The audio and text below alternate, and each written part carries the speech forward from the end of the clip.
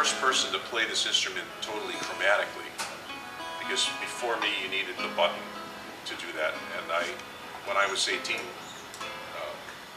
I figured out how to play the chromatic scale on this instrument. The first time anyone ever did it. So I've tried to continue that, and this tune is in A major on a C harmonica, and Chris likes playing this one, so that's the one. And let me say before we go on, that that's no small point. Howard actually innovated how to play the instrument chromatically. He's very well known in Europe for that fact.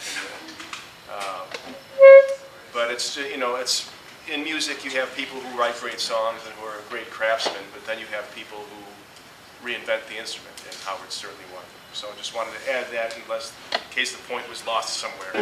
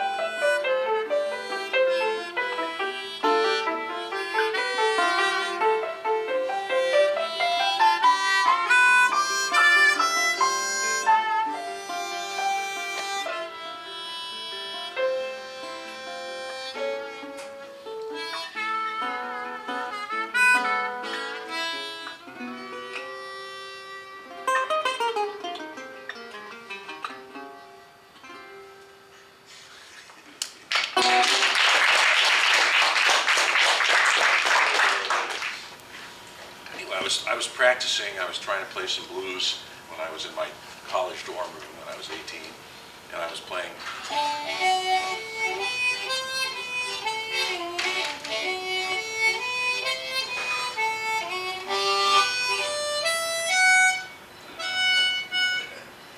Wow, well, I realized that I couldn't bend any note to get that note that every other instrument had. So I went, oh, I can go down here.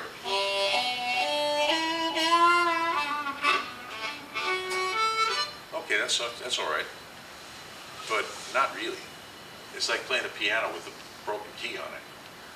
It's not fun to play a piano with a broken key on it because you need that note. So with my 18-year-old stubborn college student brain, I thought there has to be some way of getting this note because this is a musical instrument. All musical instruments have all the notes on them, therefore this one must. I was very bad at math and logic and all sorts of subjects like that. But that was really exactly what I said to myself. So, remember I said you can bend the draw notes on the bottom? And you can bend the blow notes on top? So I thought, what if you bend the blow notes on the bottom? It's worth a try. So, for example, the sixth hole blow is D. Sixth hole draw is E. You can bend the E down. If you try to bend the D down, there's no place for it to go. It just goes. So I was sitting around my room one day and I kept trying to do it. And this higher note came out when I bent it down one day. And I didn't get it as cleanly as that. It's kind of hard for me to duplicate how badly I got it that day, but I realized that was the missing F.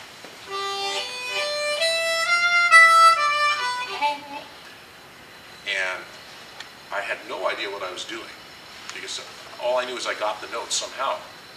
So I went to a saxophone player friend of mine. I said, what is it when you try to play one note and another note pops up that's higher? And he said, it sounds like you're overblowing a harmonic. And I went, oh, okay. So I called it overblowing. and it's not what you're doing at all. What you're actually doing with this harmonica is taken apart, and I'll show you. You're blowing on the blow reed, but the blow reed can't go anywhere. So it just sits there and goes like that after a little while when it's being bent. And that draw reed that's on the bottom of the harmonica that you don't think you're playing bends up a half a step because there's pressure being put on it. It's not exactly a half step. It could be a little less than a half step, a little more than a half step. So it's your job to make it sound like a half step if you want to get that note.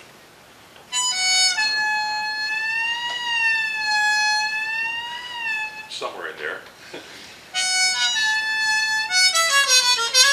So it turns out that all the places on the instrument where you can't get a note, you can fill them in. It opens up the instrument to be played as a musical instrument instead of being limited to specific styles that it can do really well, but now it can do all sorts of other stuff. So.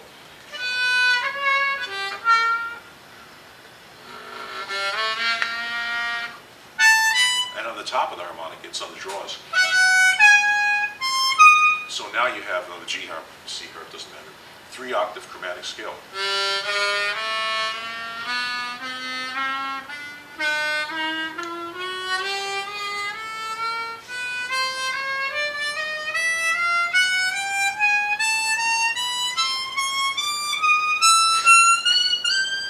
So all the notes are there. Yeah. And that's why it just opens up so many possibilities on the instrument.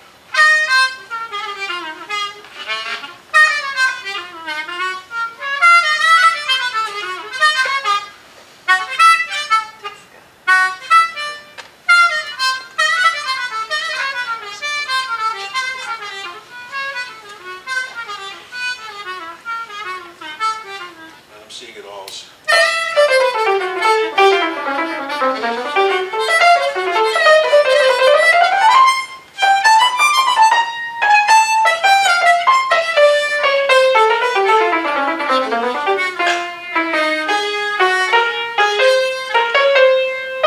That's what I'm seeing in my mind as I play.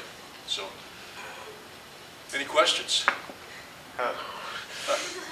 So that's pretty much what I did, and then there's all sorts of other things, and I'm constantly discovering new stuff on the instrument just by asking questions. What if I did this? Maybe I could do that. And I also, if any of you are interested, I also have an online harmonica school.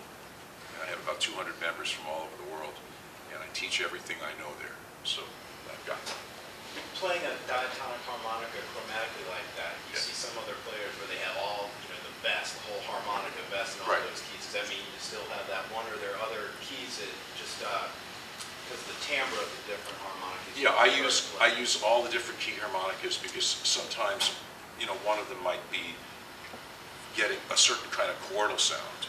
Like if I want to play an A minor, I can only do that on a G harmonica. You get that chord.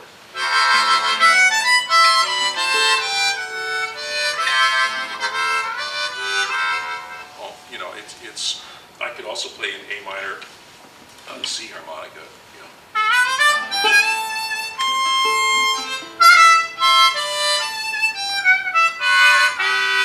But not get the same exact kind of chords. I could do it on a D flat harmonica if I want, but then I won't get the same sound because also the bends are located in different spots in relation to the key that you're in. So, for example, A minor on an A flat harmonica, just randomly.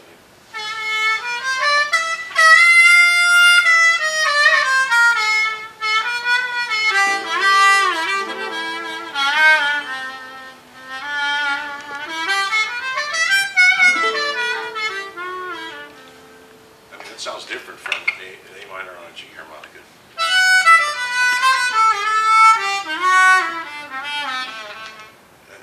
It just depends on what you want to get.